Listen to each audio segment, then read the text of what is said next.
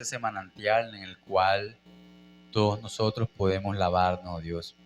Ese manantial de sangre carmesí en el cual todos aquellos que han reconocido su condición pueden ir y lavarse. Gracias a Dios por lo que has hecho, Señor, por lo que harás en medio de tu pueblo, Dios. Y te pedimos en esta mañana que nos hables por medio de tu palabra. Confróntanos, Señor, exhórtanos, ayúdanos en nuestra debilidad, oh Dios. Enséñanos, oh Dios, a través del divino testimonio, oh Dios.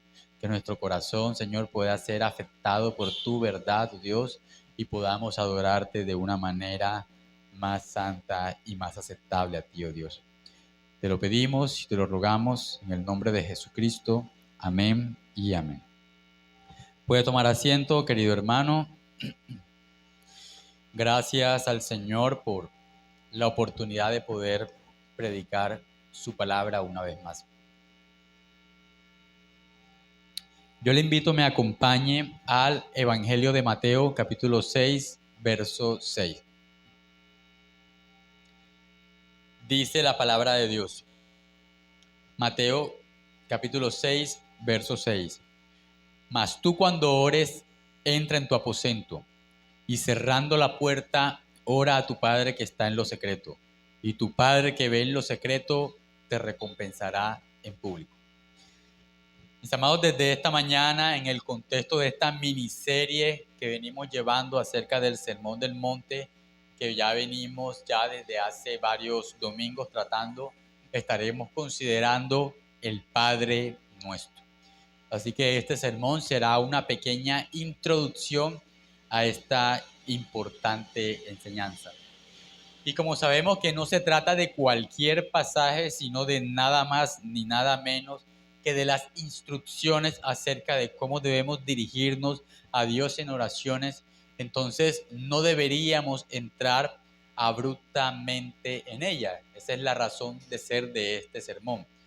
Es bueno reflexionar un poco en el contexto. Nuestro Señor busca, como sabemos, un lugar alto y se sienta para tener una exposición más directa con la multitud que le escuchaba. Recordemos que el Sermón del Monte es prácticamente el primer discurso público del ministerio de nuestro Señor. Como lo hemos dicho, esta enseñanza del Sermón del Monte, que está registrada desde el capítulo 5 hasta el capítulo 7 del Evangelio de Mateo, es una exposición maravillosa. Es una exposición sumamente edificante como ninguna otra parte del Nuevo Testamento. Es, por así decirlo, un sermón dado por el Señor completo, donde habla de muchos elementos de la fe y los encadena de una manera asombrosa. Llega hasta un clímax su enseñanza en la cual todos pueden entenderla, todos pueden saber perfectamente qué es lo que demanda el Señor a partir de esto que conocemos como el Sermón del Monte. Cuando tratamos de describir su contenido, podemos darnos cuenta que el Señor lo que quiere mostrar, por ejemplo, cuando introduce con las bienaventuranzas, es mostrar el carácter de los ciudadanos del reino de los cielos. Hablamos de bienaventurados los pobres en espíritu, hablamos de bienaventurados los que tienen hambre y sed de justicia, hablamos de bienaventurados los mansos, etcétera, etcétera. Y los que son parte del reino de los cielos, los que son los seguidores de Cristo, tienen cierto carácter y tienen cierta conducta, así como lo hemos visto ampliamente con la ayuda de nuestros hermanos maestros en las bienaventuranzas. Ya eso lo hemos pasado. Así que vamos a dar un peldaño más en nuestro estudio de este sermón que se llama, valga la redundancia, el Sermón del Monte.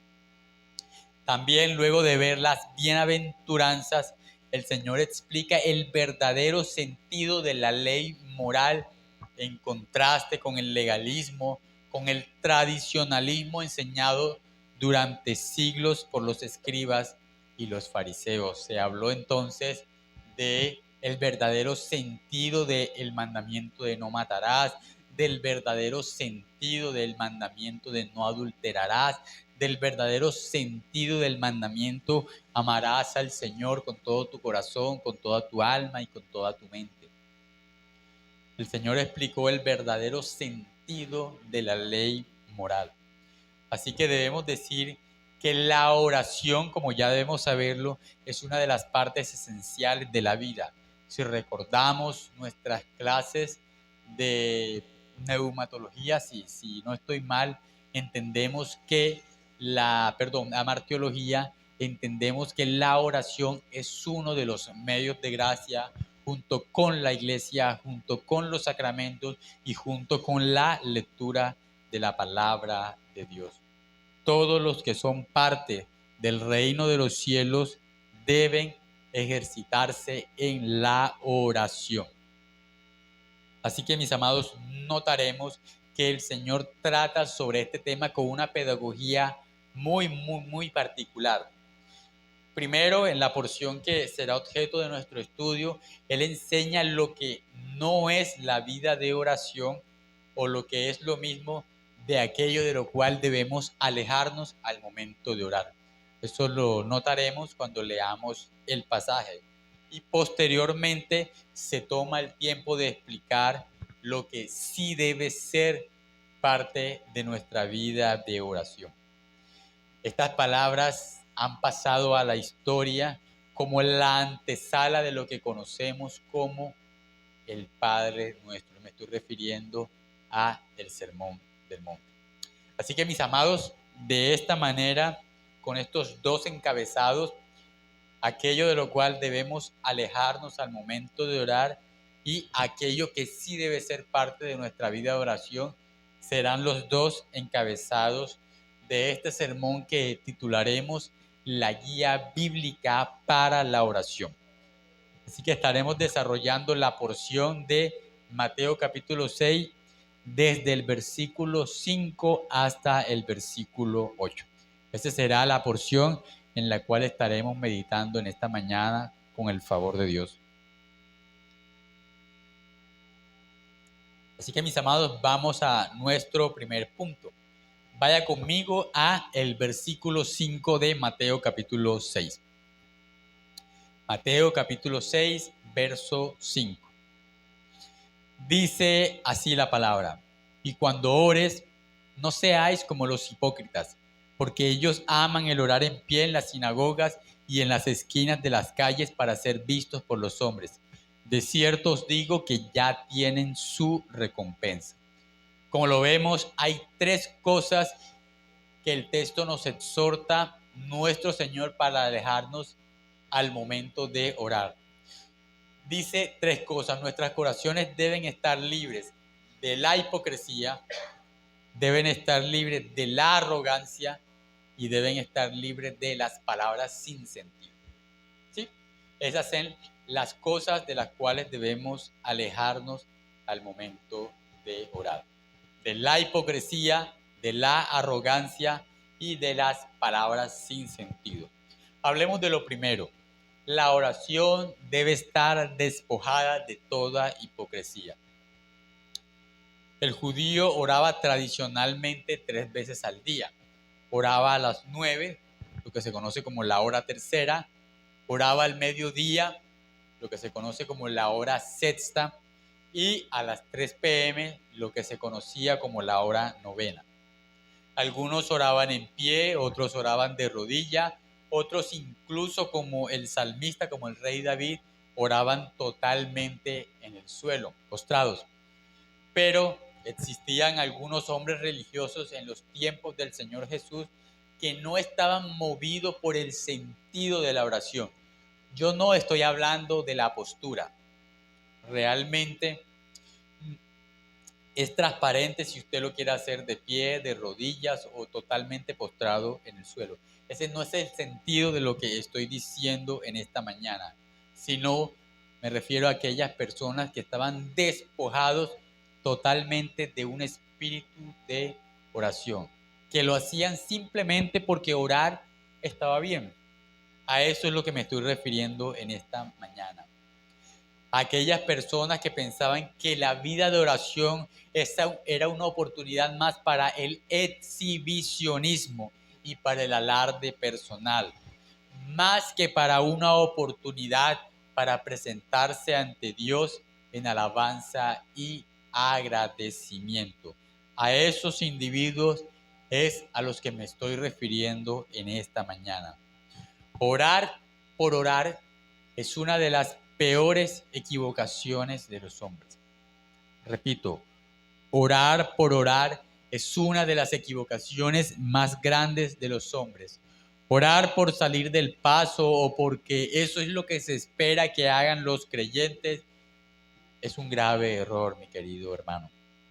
Nuestras oraciones deben brotar de nuestros corazones antes que de nuestros labios. Podemos decir cosas que no estamos sintiendo en ese momento o cosas con las cuales no estamos de acuerdo. Por alguna extraña razón arraigada en nuestra vida, una razón que desconocemos, pero que en todo caso solamente Dios sabe, nuestro corazón caído se esmera en construir una apariencia o una realidad alternativa con la cual se autoengaña para olvidarse del hecho o para perder de vista la impiedad que emana naturalmente de él. Las palabras de nuestro Señor Jesús son la oportunidad perfecta para que examinemos nuestra vida y, más importante aún, para que examinemos las intenciones de aquellos servicios que ofrecemos a Dios, como por ejemplo la oración. No solo es importante lo que hacemos, sino la motivación con que lo llevamos a cabo.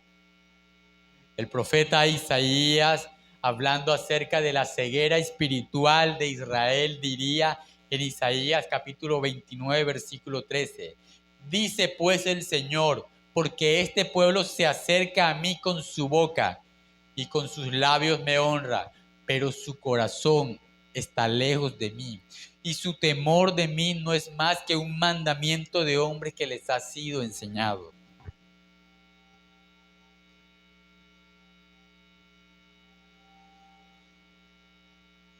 Si lo vemos bien, amados hermanos, el retrato dibujado por Isaías no es diferente del retrato de los tiempos del Señor, a pesar de que hay alrededor de 7 siglos de diferencia. La hipocresía es un pecado que se puede abrazar fácilmente. ¿Qué es un hipócrita? Un hipócrita es un actor, alguien que finge un papel. Eso es un hipócrita. La hipocresía es un pecado tan absurdo, es un pecado tan insensato porque pretende incluso engañar a Dios, no solo a los hombres, no solo a ti mismo, sino que pretende engañar a aquel que es imposible hacerlo. Hay tanta insensatez en ese pecado. Somos hipócritas si movemos nuestros labios sin que nuestro corazón sienta aquello que está pronunciando. Si fingimos ante Dios, si hacemos algo simplemente por hacerlo, cuando no hay utilidad en las oraciones que elevamos ante la presencia de nuestro Dios. Solo sirve para señalarnos como hipócritas y Cristo censura esta práctica en este versículo 5. Estos hombres, los escribas y fariseos, oraban solo de los dientes para afuera para ser visto, para hacer un papel estelar, para hacer una actuación.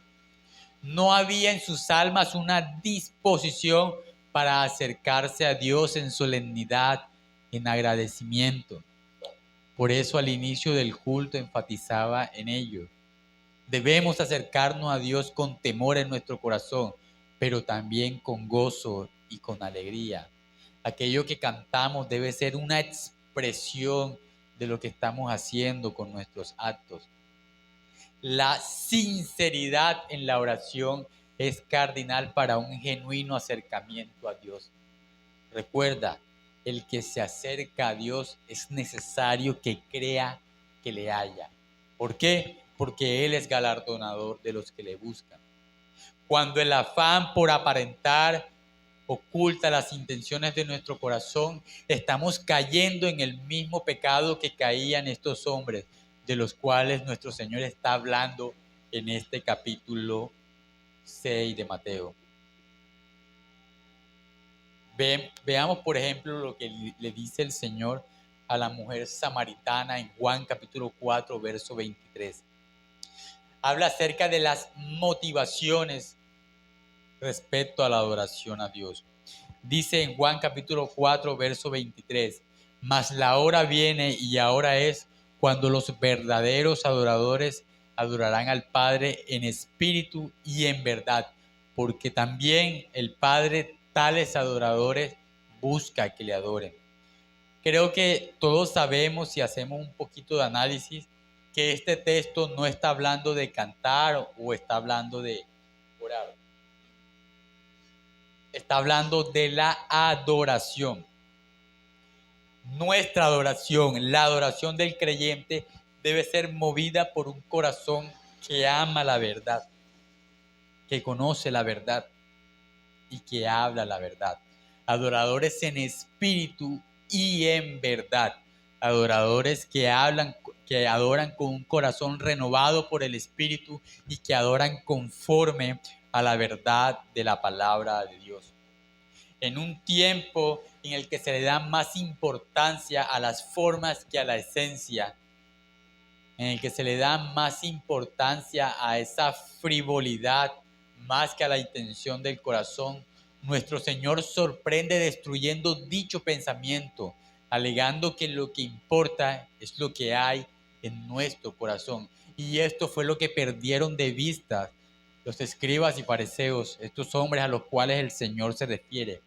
Pensaban que la formalidad externa, que la frivolidad, que la actuación era lo que realmente importaba, era lo que Dios al final veía.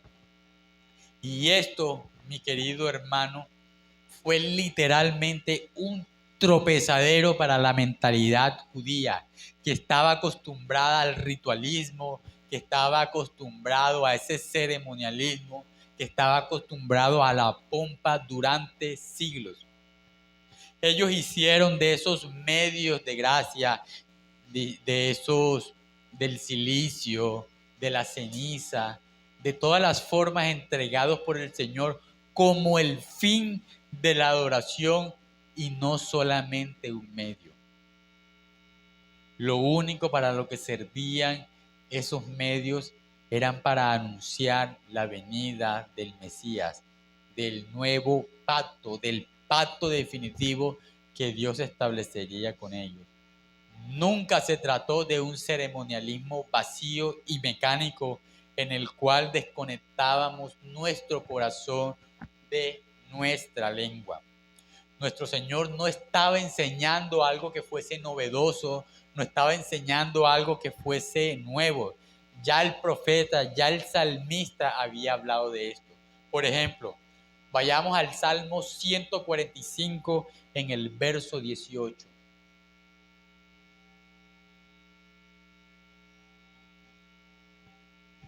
Mire lo que dice el salmista.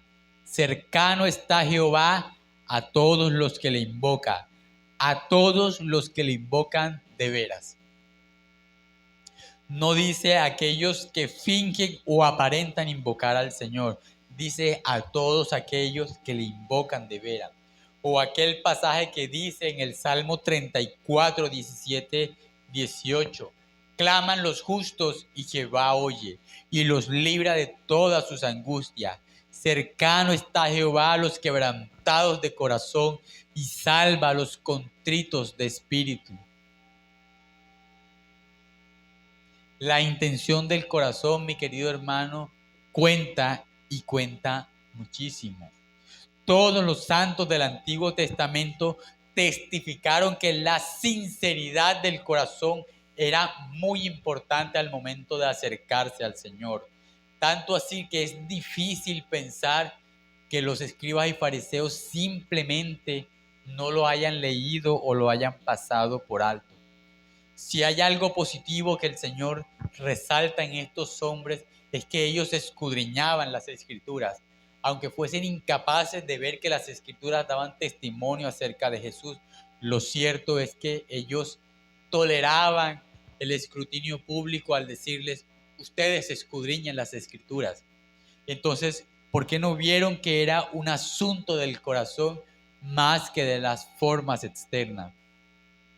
La enseñanza de Cristo, al ser la palabra encarnada, al ser el verbo de Dios humanizado, debía verse como el regreso a la senda antigua en lo concerniente a nuestra relación con Dios.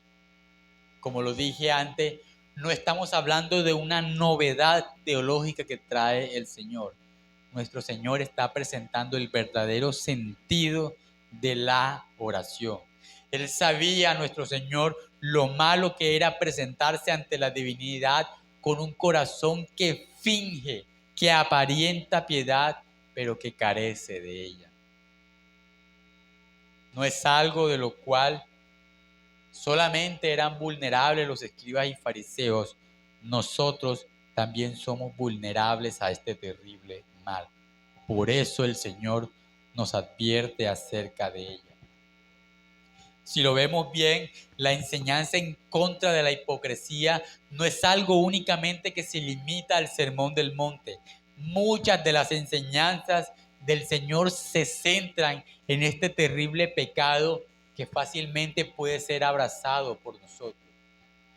Vemos en los 4 evangelios donde el Señor censura la hipocresía, censura la doblez de espíritu, censura el hecho de que el corazón no esté presente en las formas externas, en los servicios que rendimos al Señor. Mi querido hermano, la hipocresía al momento de orar es la máxima expresión de degradación espiritual en el ser humano. ¿Usted sabe lo que es pretender engañar a Dios? Pretender hacer un papel estelar delante de Dios. Es un pecado tan terrible, es un pecado tan nefasto que Dios lo odia y lo castiga con el infierno.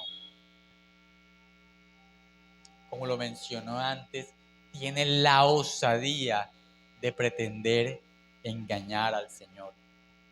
Recordemos que el Señor dedica un capítulo completo, y es el capítulo 23, que sería bueno que usted lo leyera en su casa. El Señor se dedica a denunciar y al dejar al descubierto con toda la vehemencia del caso este terrible mal en la vida de los escribas y fariseos.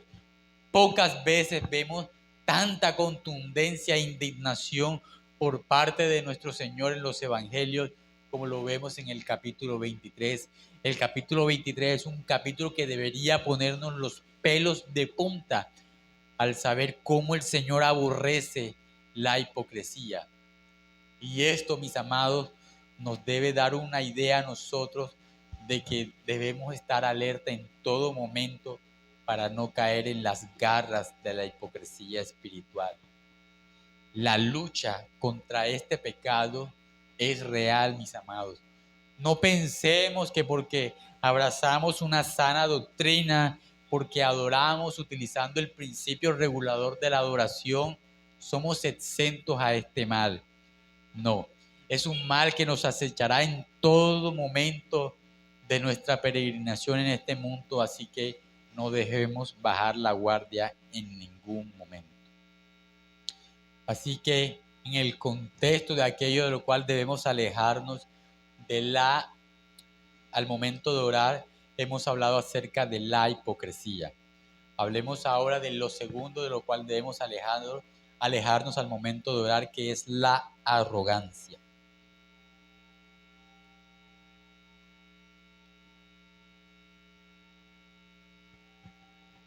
Así que leamos nuevamente el verso 5 del capítulo 6.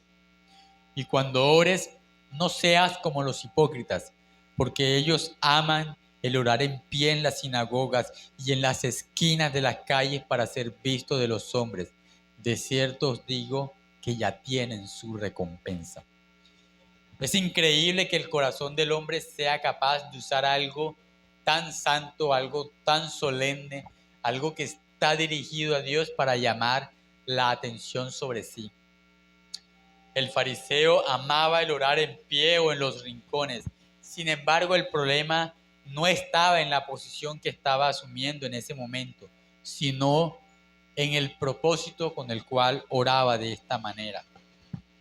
De la misma forma como el primer pecado, que es la hipocresía, este pecado se alimenta del deseo de ser reconocido o admirado. Es el momento en el cual las personas quieren hacer alarde de toda su piedad, quieren mostrarla a otros. Así mismo pasa, mi querido hermano, con este individuo que está describiendo nuestro Señor.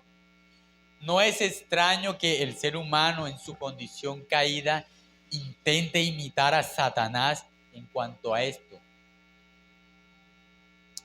El que el hombre caído intente alardear, que intente presumir de aquello que cree que es una evidencia de que la semilla del mal está en él. El autor de los Proverbios dice algo muy curioso. Dice que de 6 cosas que aborrece el Señor, los ojos altivos son lo primero. Dice de esta manera: 6 cosas aborrece Jehová y aún 7 abomina su alma: los ojos altivos, la lengua mentirosa, las manos derramadoras de sangre, el corazón que maquina pensamientos inicuos, los pies presurosos para correr al mal, el testigo falso que habla mentiras y el que siembra discordia entre hermanos. La primera de todas estas cosas horribles son los ojos altivos. Los escribas y fariseos amaban ser vistos como hombres de oración, como hombres sumamente piadosos, como hombres sumamente dignos de imitar.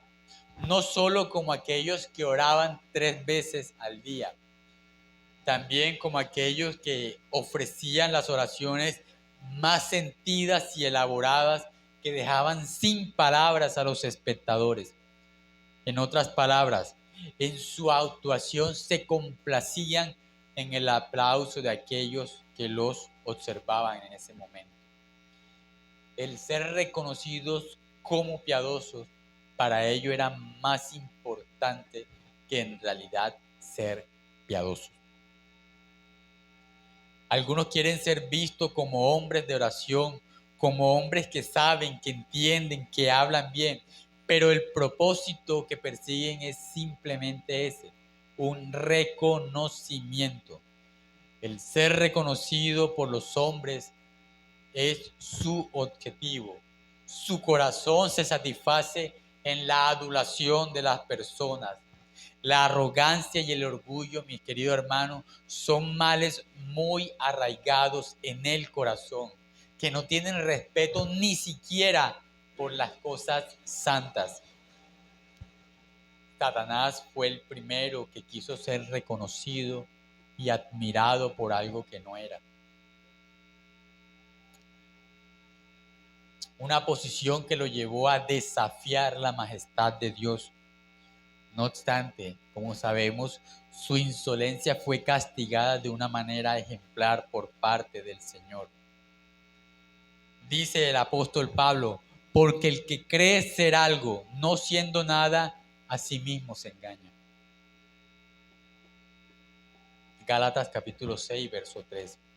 Cuando creemos que debemos ser reconocidos por algún mérito o alguna condición de la cual nos ufanamos, estamos actuando exactamente como actuó el primer pecador de la historia, Satanás.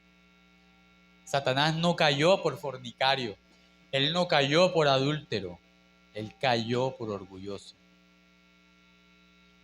Así que debemos meditar muy detenidamente en ello. Podemos ver, mi querido hermano, cómo el salmista testifica que el altivo no habitará cerca del Señor, no podrá tener comunión íntima con Él. En su lugar es observado desde lejos. por el Señor. Y la respuesta a esto es sencilla. Al igual que el hipócrita, el arrogante es aborrecido por parte de Dios. Porque Jehová es excelso, decía el salmista, y atiende al humilde, mas al altivo mira de lejos. Salmos 134:6. El profeta Isaías también habla al respecto. La altivez de los ojos del hombre será abatida y la soberbia de los hombres será humillada, y solo Jehová será exaltado en aquel día. Es muy fácil, mi querido hermano, levantar la cabeza y creerse más que los demás, pero el ser humilde es una disciplina dolorosa que debe ser buscada por cada uno de nosotros. No somos humildes por naturaleza. Somos orgullosos y arrogantes por naturaleza, sí, pero no somos humildes y mansos por naturaleza. Ahora entiende el por qué el Señor abre el sermón del monte diciendo: bienaventurados los pobres en espíritu. ¿Qué es un pobre? Refiriéndose a un aspecto meramente material. Es alguien que carece de bienes materiales. Entonces, ¿qué es un pobre desde un ámbito espiritual? Es aquel que carece de prerrogativas, carece de posiciones, que carece de títulos. Es alguien que está vacío totalmente del Señor. No tiene nada que defender. No hay una honra que defender. Es alguien que entiende perfectamente que es. Hablamos de pobreza espiritual. No hablamos simplemente de pobreza material. Hemos tendido a dignificar y a santificar la pobreza material, pero realmente lo que es loable es la pobreza espiritual. Y es algo, mi querido hermano, que si lo logramos, somos bienaventurados. No hay nada que defender realmente. El que está en el suelo no debería tener miedo de caer. La humildad no es algo que brota espontáneamente de nosotros. La Escritura nunca nos manda a creernos más de lo que somos. Siempre nos manda a humillarnos, nos manda a descender de nuestra posición. ¿Por qué? Porque la tendencia de nuestra alma es a reclamar más valor del que realmente tendemos. Y obviamente esto es un discurso que es un tropezadero para el mundo, porque el mundo enseña o defiende que las personas deben promover más su valor, deben reclamar más, deben proclamar que son más de lo que realmente son. Es un discurso escandaloso delante de ellos. En un tiempo donde se defiende tanto el amor propio, la Escritura nos manda a aborrecernos y amar más a Jesús, a negarnos a nosotros mismos, a tomar la cruz y seguir al Señor. Ese discurso es un tropiezo para el mundo. La humildad, por eso, solamente es posible cuando el Espíritu de Dios viene a morar en el corazón del creyente. En ese momento se puede hablar de que es un fruto en la vida del creyente. El profeta Isaías, el profeta Isaías alienta y estimula nuestros corazones hacia la pobreza espiritual. Dice en Isaías 57, verso 15, porque así dijo el alto y sublime, el que habita la eternidad y cuyo nombre es el Santo.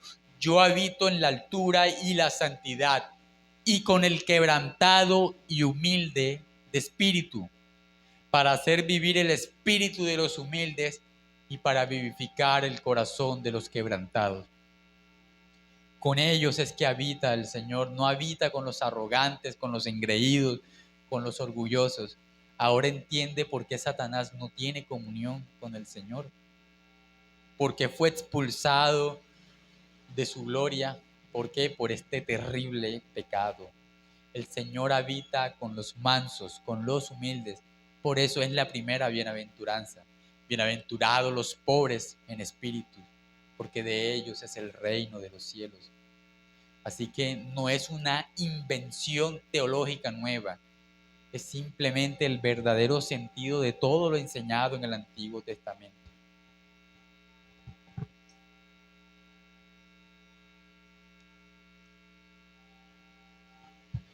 Así que mi hermano, si la hipocresía es en realidad necia ante Dios, la arrogancia en la oración es detestable ante sus ojos, pues pretende usar a Dios como vehículo para exaltarse personalmente. Y es interesante que Cristo dice que ya tienen su recompensa. Lo que buscan es la admiración de los hombres a los cuales engaña. Lo que buscan es simplemente ser admirados, pues lo lograrán. Pero tendrán únicamente eso, ese contentillo para satisfacerse a sí mismos. Lo que nunca tendrán es la admiración y la aprobación del Señor. El aplauso del hombre es fácilmente conseguible. Simplemente los engañas y ya. Pero la aprobación divina es lo que debemos buscar con todas nuestras fuerzas. Por eso también dijo Cristo: ¿cómo podéis vosotros creer, pues recibís gloria los unos de los otros y no buscáis la gloria que viene del Dios único? Esa es la gloria que debemos buscar. Juan 5:44. Libremos, mis queridos hermanos, nuestras oraciones de estos dos terribles males, tanto de la hipocresía como de la arrogancia, pero también de una más. Nuestras oraciones deben estar libres de palabras sin sentido. Vayamos al verso 7 del capítulo 6.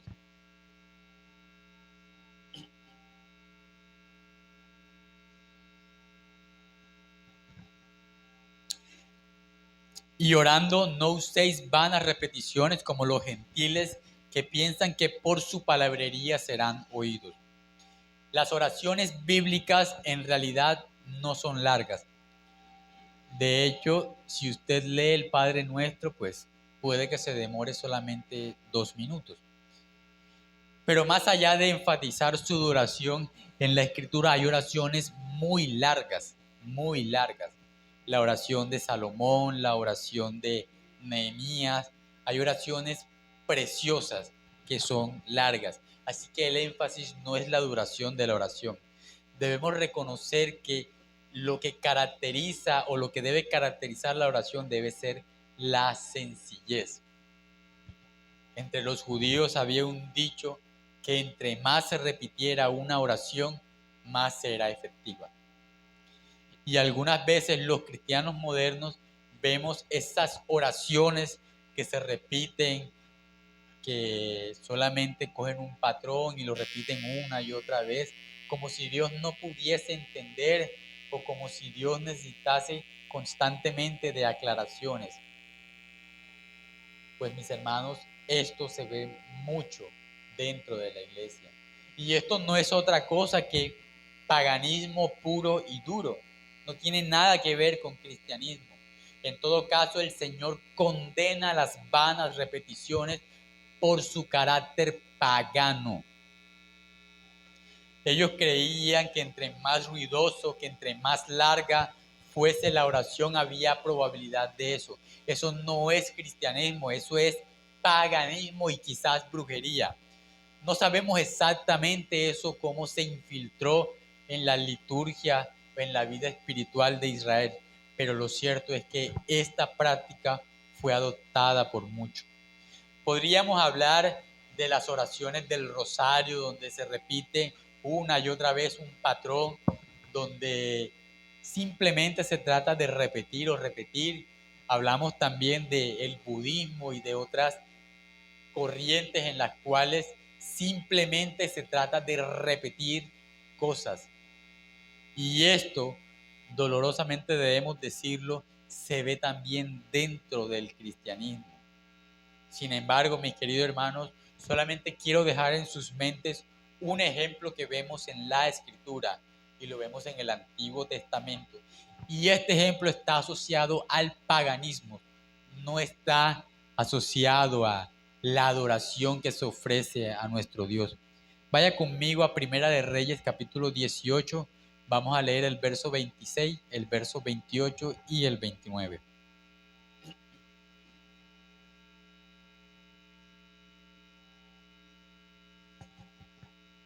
Dice la Biblia en Primera de Reyes, capítulo 18, verso 26. Y ellos tomaron el buey que les fue dado y lo prepararon e invocaron el nombre de Baal desde la mañana hasta el mediodía, diciendo: Baal, respóndenos. Pero no había voz ni quien respondiese. Entre tanto ellos andaban saltando cerca del altar que habían hecho. Leamos el verso 28 y el 29. Y ellos clamaban a grandes voces. Pasó el mediodía y ellos seguían gritando frenéticamente hasta la hora de ofrecer sacrificio, pero no hubo ninguna voz, ni quien respondiese, ni escuchase. Así que este culto cananeo, que se llama Baal, el culto que los profetas de Baal promovían, es la muestra perfecta de las oraciones elevadas a los ídolos y que son significativamente diferentes al culto que se le ofrece al Dios verdadero. El culto a Dios no puede tener vestigios de ningún tipo de la oración que se le ofrece a dioses falsos.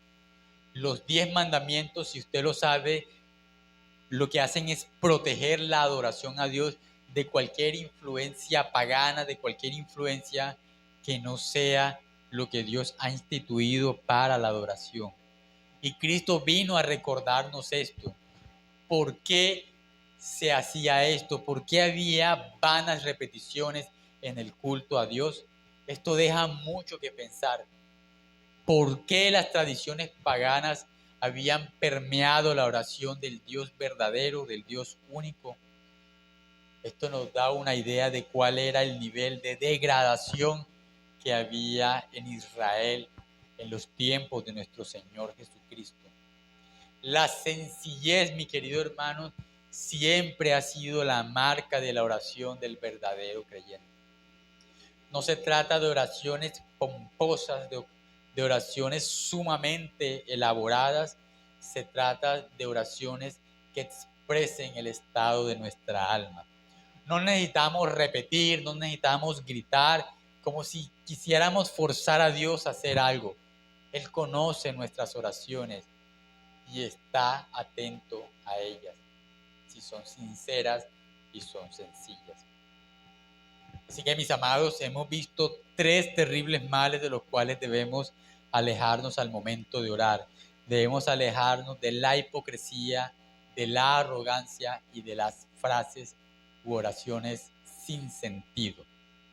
Así que pasemos a nuestro segundo punto.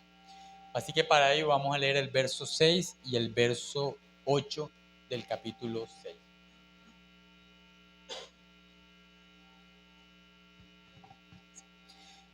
Mas tú, cuando ores, entra en tu aposento y cerrada la puerta, ora a tu Padre que está en lo secreto. Y tu Padre que ve en lo secreto te recompensará en público. Mateo capítulo 6, verso 6. Saltemos al verso 8. No os hagáis pues semejantes a ellos, porque vuestro Padre sabe de qué cosas tenéis necesidad antes que vosotros la pidáis. Meditemos primero en algo. Lo primero es la importancia de la oración personal, que es lo primero que se está resaltando en este pasaje. Nuestro Señor está señalando la necesidad de orar de una manera personal. No está hablando de las oraciones colectivas, esas que ofrecemos en el culto público. Algunos están acostumbrados simplemente a orar en la iglesia, pero sus vidas personales están totalmente vacías. Y el Señor apela a la necesidad de orar. Velad y orad para que no entréis en tentación. No debemos acostumbrarnos a ser arrastrados por los demás. Cristo habla de que cada uno debe tener su vida personal de oración. Cuando habla de más tú, es algo que cada uno debe entender como su responsabilidad, algo que debe hacerse en virtud de la relación que tenemos con Dios. La enseñanza del Antiguo y el Nuevo Testamento presumen que los verdaderos creyentes tendrán vidas de oración personales. Y esto, mis amados, es una señal de dependencia y de adoración a Dios. Tanto así, mis amados, que en el libro de Apocalipsis se dice que el incienso en las copas de los 24 ancianos son las oraciones de su pueblo, son las oraciones justas de los santos. Así que así de importante es la oración para Dios. Muchos de nosotros con demasiada frecuencia descuidamos este medio de gracia que fue ordenado por Dios para nuestro bien, para ser fortalecido. Y es preciso que entendamos cuán importante es para Dios el que oremos. La referencia y las palabras dichas al Señor referente a cerrada la puerta no tienen que ver con el hecho ni siquiera de tener puerta o de tener un aposento. Apelan al hecho de que debe haber una vida personal de oración. Somos invitados constantemente a entrar a su presencia y ofrecer nuestros ruegos ante Él. Lo segundo, mis amados, que debemos tener en cuenta y de lo cual debemos acercarnos al momento de orar es la importancia de la intimidad y de la exclusividad de la oración personal. Leamos nuevamente Mateo 6:6. Mas tú cuando ores, entra en tu aposento y cerrada la puerta. Estas referencias hacen alusión a la disposición de organizar nuestros días, nuestra logística, nuestras tareas para que podamos orar. No se trata, como lo dije antes, de tener un aposento o de tener una puerta. Se trata de tener una disposición. ¿Cómo ve nuestro corazón el Señor en ese momento, al momento de orar? Y con dolor debemos reconocer que fallamos repetidamente en esto. No lo hacemos. Muchas veces somos ligeros al momento de orar y debemos pedirle perdón a Dios por eso. Organizamos todas nuestras cosas, organizamos nuestro trabajo, nuestra cama, nuestra ropa, nuestra nevera. Somos minuciosos muchas veces en esto, pero no al momento de disponer nuestros corazones para orar. Y la oración debe ser vista como el privilegio de entrar a la presencia del Señor, de disponer el espacio íntimo para Él, para poder disfrutar de su compañía. Es el momento en el que le adoramos solamente Él y nosotros.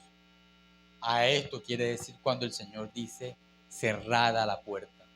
Debemos orar de esa manera. Es nuestra adoración a Dios, así como el judío venía con su ovejita a sacrificarla porque ese era su sacrificio personal a Dios. Nosotros ofrecemos a Dios sacrificios espirituales. Debemos presentarnos a Dios con toda la disposición del caso ante Él. Lo tercero que debe estar presente en nuestra oración es la certeza de la paternidad de Dios. Leamos de nuevo el verso 6.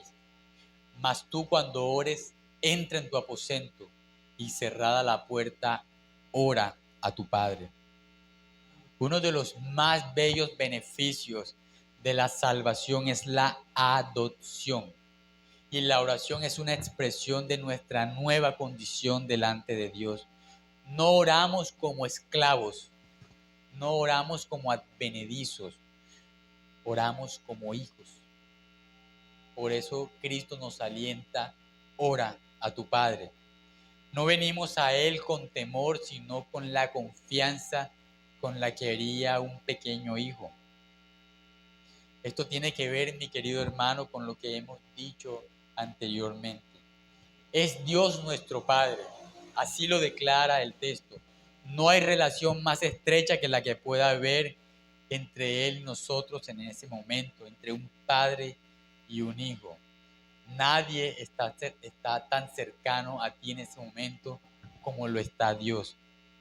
Algunos suelen tener dificultades con la figura de Dios por los problemas que tuvieron con sus padres terrenales, pero no podemos medir a Dios con el patrón con que mediríamos a nuestros padres terrenales. Dios es Dios. Dios es el patrón. Todo lo demás debe ser medido en función de Dios. No podemos simplemente llegar a la conclusión de que como nuestros padres terrenales fallaron, entonces Dios también lo hará. No, Dios nunca falla. Y eso debemos tener presente. Esa paternidad íntima que el Señor describe, ora a tu Padre que está en lo secreto. Si lo vemos bien, es algo que nos es dado como privilegio. ¿Cuántas veces el presidente sacará un momento de su tiempo para compartir en lo secreto contigo?